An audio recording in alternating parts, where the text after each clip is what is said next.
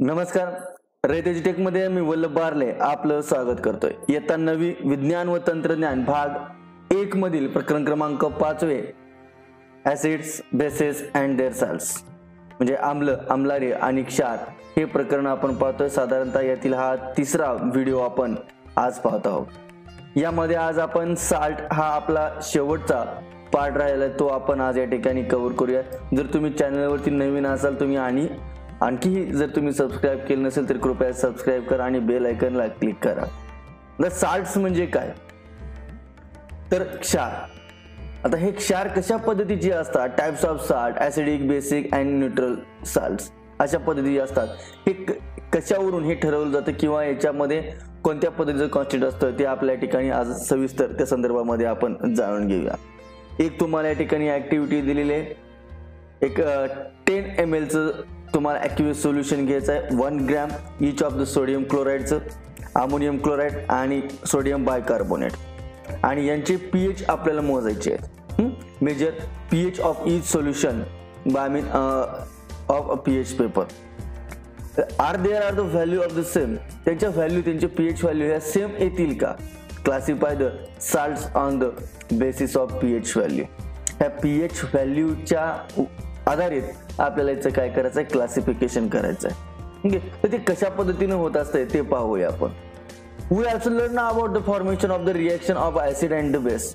Acid and बेसची आपण reaction केल्यानंतर आपल्याला काय मिळतं ते आपल्याला माहिती आहे. This reaction is called as neutralization reaction. When acid and the bases are reacted to each other and to form salts and water. हे आपण या ठिकाणी माहिती घेतलेली आहे. The resulting salts are not always neutral and neutral salt is formed by the neutralization of a strong acid by a strong base. The aqueous solution of a neutral salt has pH that is equal to 7. म्हणजे मित्रांनो, आपण यापूर्वी ह्या ज्या काही इथं यामध्ये एक साधी सोपी एक ऍक्टिव्हिटी दिलेली आहे आपल्याला. सोडियम क्लोराईड, अमोनियम क्लोराईड आणि सोडियम बायकार्बोनेट या क्षारांचं आपल्याला ठिकाणी मिश्रण घ्यायचं आहे. 10 ml त्यांचं हे जलीय द्रावण घ्यायचं आहे. आता यांच्यामध्ये आपल्याला ही सामुदर्शिक जी काही पट्टी आहे या पट्टीच्या माध्यमातून आपल्याला त्यांचा सामूह या तिन्ही द्रावणाचा आपल्याला सामूह मोजायचा आहे. हा आपल्याला सामूह एकसारखा आढळेल का? तर या सामूच्या जी काही त्याची किंमत येते किंवा जो काही सामूह येतो याच्या आधारित या क्षाराचं आपल्याला वर्गीकरण करायला सांगितलं. आपण गेल्या व्हिडिओमध्ये आम्ल आणि आम्लारी यांची रासायनिक अभिक्रिया आपण पाहिली होती. तर आम्ल आणि आम्लारीची ज्यावेळेस रासायनिक अभिक्रिया होते तेव्हा त्याच्यापासून आपल्याला क्षार तयार झालेले आपल्याला दिसून येते. याच अभिक्रियेला आपण उदासीकरण अभिक्रिया असं म्हणत होतो, न्यूट्रलायझेशन रिएक्शन. परंतु ह्याच्यातून जे काय क्षार तयार होतात हे प्रत्येक वेळेस उदासीन असतील असे नाही. तर तीव्र आम्ल आणि तीव्र आम्लारी यांच्या उदासीकरणातून हे उदासीन क्षार घडून येतात. म्हणजे दोन्हीच्या दोन्ही या ठिकाणी काय असले पाहिजे? आम्ल आणि आम्लारी दोन्हीच्या दोन्ही तीव्र असेल तरच, म्हणजे जर तुम्ही तुमच्याकडे स्ट्रॉंग ऍसिड आणि स्ट्रॉंग बेस या दोघांची जर रिएक्शन केली तर तुम्हाला त्यांच्यापासून न्यूट्रल हा तुम्हाला साल्ट हे तयार झालेले तुम्हाला मिळेल की त्याचा जो काही पीएच व्हॅल्यू आहे ती बरोबर किती असणार आहे? 7 असेल तर त्याला आपण न्यूट्रल असे म्हणतो, neutral salt. And acidic salt is the formed by the neutralization reaction between strong acid and a weak base. Acidic salt कधी होईल तर ज्या वेळेस आपण स्ट्रॉंग ऍसिडची रिएक्शन वीक बेस वर सोबत करणार आहोत त्यावेळेस आपल्याला हे ऍसिडिक साल्ट आपल्याला तयार झालेले दिसून येते. The pH value of aqueous solution of acidic salt is less than 7. On the contrary, the basic salt is formed by a neutralization reaction between कोणती? तर या ठिकाणी काय तयार होणार आहे आपल्याला? Basic salt. हे ऍसिडिक साल्ट झालं basic salt. A basic salt is formed by a neutralization reaction between a weak acid and a strong base. That is, the pH value of aqueous solution of each salt, basic salt, is greater than 7. Okay. तर मित्रांनो, या पद्धतीमध्ये आपल्याला किंवा याच्यामध्ये आपण पाहत असताना हे जे काही क्षार तयार होत असतात हे क्षार कोणत्या प्रकारचा आम्ल आणि कोणत्या प्रकारचा आम्लारी वापरलेला आहे किंवा त्याची जी काही उदासीकरणाची अभिक्रिया आहे त्यातून हे क्षार तयार होत असतात.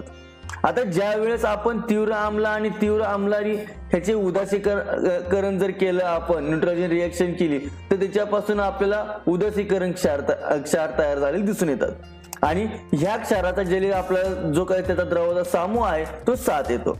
तीव्र आम्ल आणि सौम्य आम्लारी, concentrated acid and weak base, ह्याचा जर आपण या ठिकाणी वापर केला, या दोघांची जर रिएक्शन केली, उदासीकरणाची जर रिएक्शन झाली, तर याच्यापासून आम्लारी धर्मीय आपल्याला क्षार तयार झालेले दिसून येतात. या आम्लारी धर्मी क्षाराचा जलीय द्रावणातला समूह हा 7 पेक्षा कमी असतो. अगदी याच्या उलट सौम्य आम्ल आणि तीव्र आम्लारी म्हणजे concentrated acid and weak acid आणि स्ट्रॉंग बेस जर घेतलं आणि ह्यांची न्यूट्रलायझेशन रिएक्शन उदासीकरणाची जर अभिक्रिया केली, तर आपल्याला आम्लारी धर्मी क्षार तयार झालेले दिसून येतात. आणि अशा क्षाराच्या जलीय द्रावणातला समूह हा 7 पेक्षा कमी असतो. नेक्स्ट पार्ट, स्फटिकी जल. ओके, स्फटिक म्हणजे त्याला आपण काय म्हणतो, क्रिस्टलायझेशन. आता हे वॉटर ऑफ क्रिस्टलायझेशन, यामध्ये देखील तुम्हाला एक ऍक्टिव्हिटी दिलेली आहे. याच्यामध्ये तुम्हाला कॉपर सल्फेट दिलेला आहे ब्ल्यू रंगाचं, त्याला हीट करायचे. त्याला हीट दिल्यानंतर तुम्हाला काय या ठिकाणी पाण्याचे ड्रॉप्स तुम्हाला टेस्ट ट्यूबच्या आजूबाजूला तुम्हाला आलेले दिसून येतील. आणि हा जो काय ब्ल्यू कलर होता, तो ब्ल्यू कलर जाऊन त्या ठिकाणी ते कसे होतील, तर ते व्हाईट कलरचं तुम्हाला या ठिकाणी कॉपर सल्फेट दिसून येते. मग या रिएक्शन मधून आपल्याला काय सांगायचं, किंवा ही ज्या ऍक्टिव्हिटी मधील प्रयोग आहे याच्यातून आपल्याला काय सांगायचं, तर ज्या वेळेस आपण क्रिस्टलाइन स्ट्रक्चरला हीट करतो, ओके, म्हणजे whenever we heating the crystalline structure of blue vitriol, that is the broke down to form a colorless powder and water come out. This water was the part of the crystal structure of blue vitriol. It is called as the water crystallization. आता ज्या वेळेस याच्यामध्ये आपण water add करणार आहे ते पाहू. On adding water to the white powder and the solution was formed which had the same colour of the solution of the first test tube. From this we come to know that a chemical change has occurred in a crystalline blue vitriol due to heating.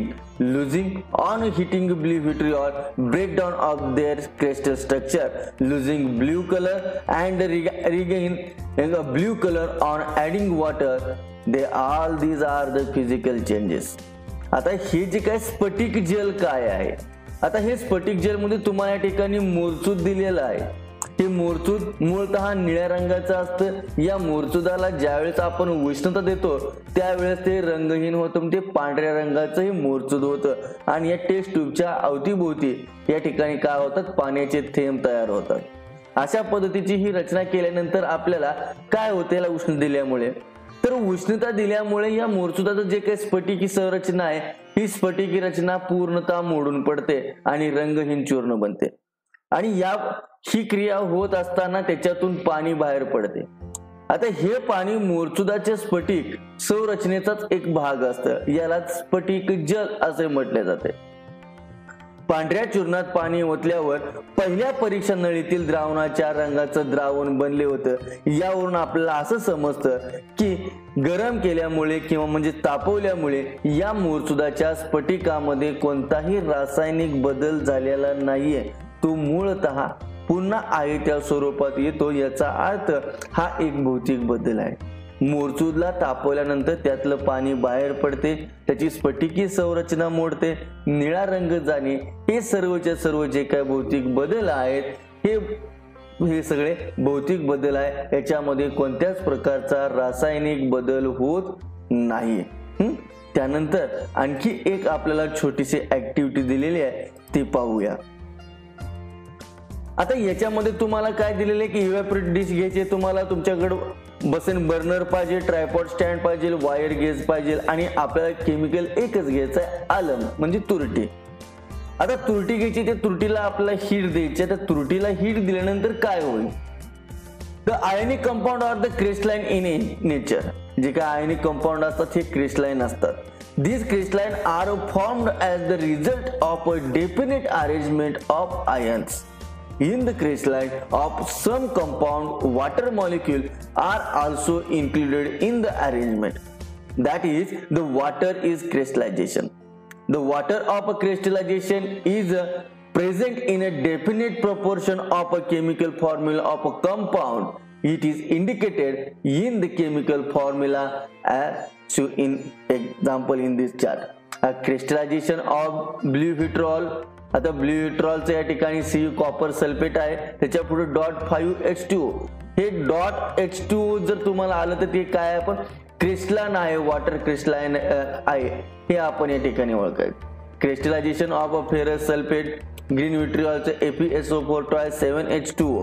Crystallisation of washing soda Na2CO3.10H2O आणि crystallisation of अलम त्रुटीची ही रासायनिक संज्ञा आहे. रासायनिक या ठिकाणी त्याचं रेणुसूत्र पाहत आहे K2SO4.Al2 in bracket SO4 thrice .24H2O.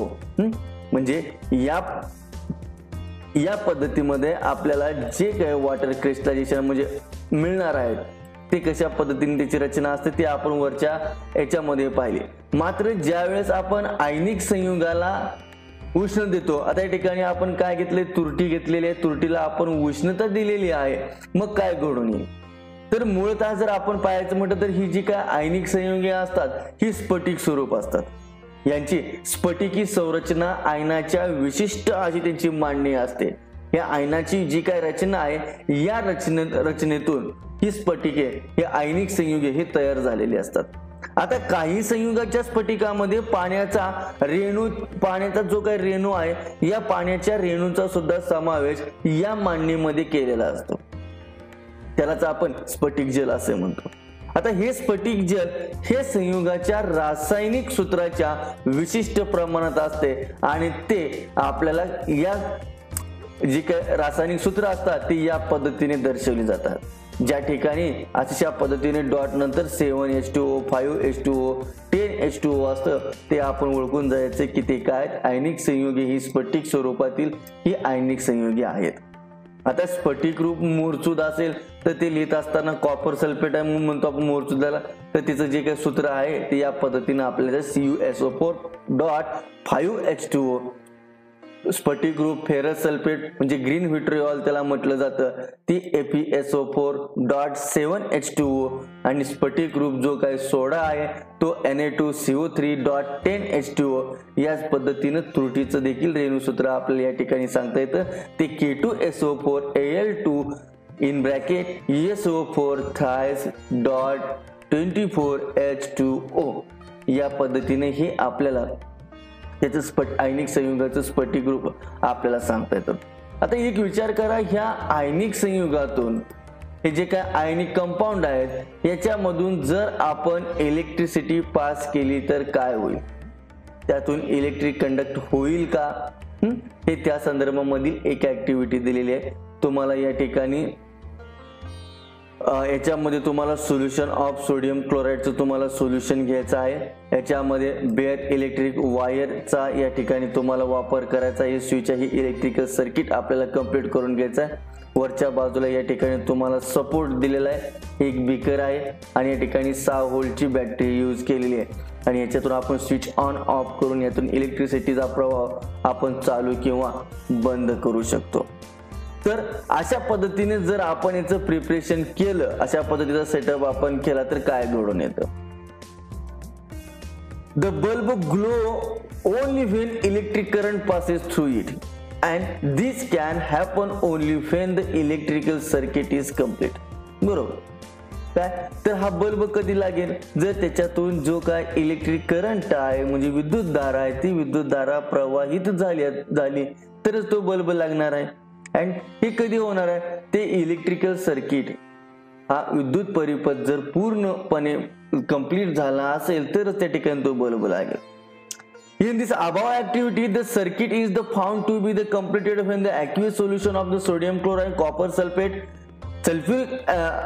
sulfuric acid, and sodium hydroxide are used. It means that these solutions are conductor of electricity.